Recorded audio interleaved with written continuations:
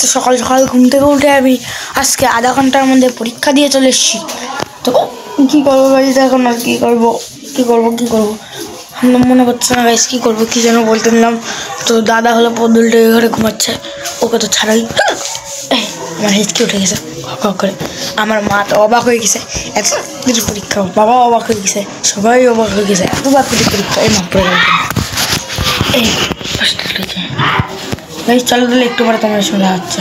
তো আমি চলে এসেছি, তো এখন খাবো গাইস। মা হলো খাবার নিয়ে এসছে। কি খাবো? আমি মাছ টাছ খাবো না, খাবো না আমি পাবদা মাছ। আমি গাইস মাছ খাই না, আমি অনেকদিন আগে থেকে বলছিলাম পাবদা মাছ খাই না, পাবদা মাছ খাই না। আর দাদা তো এই ঘরে উল্টে ঘুমাচ্ছে, খাবো না আমি। এই যে গাইস ওল্টা ঘুমাচ্ছে না, মোবাইল দেখছে, সেটা শিওর নাই। আমি গেলাম মুরগা আর বলে বাড়ি যাচ্ছে যা। আমার স্নান করার টাইম হয়ে গেছে, আর দাদা ধরো গাইছে বসে বসে কি করতেছে। আমাদের এখানে একটা ভাই আসছে, দেখো গাইস দাদা। আর এই যে গাইছে এই ভাইটা, এটা নিয়ে খেলতে হয় না, এটা বাদা গাইস। আর এই যে আমার দাদা, আর এই যে একটা ভাই আসছে গাইস, পায়ের নিচে বারবার যাচ্ছে। কিরে তুই কি করিস সারা? গাইস বলো তো, ওকে সারাদিন মোবাইল দেখে তোমরা কমেন্ট করছো না।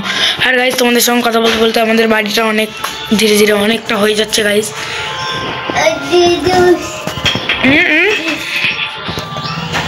কি আমি বাড়িটা দেখো, এই যে গাইস বাড়িটা অনেক দূর হচ্ছে, এখানে সবাই কাজ করতেছে। এখানে আমি স্নান করবো, কি ঠান্ডা গাইস, 2টা বাজে, ইচ্ছায় গরমে স্নানটা করতে, তো কি করা যায়, স্নান তো করতে হবে। দাদা স্নান করে তোমাদের সঙ্গে দেখা হচ্ছে।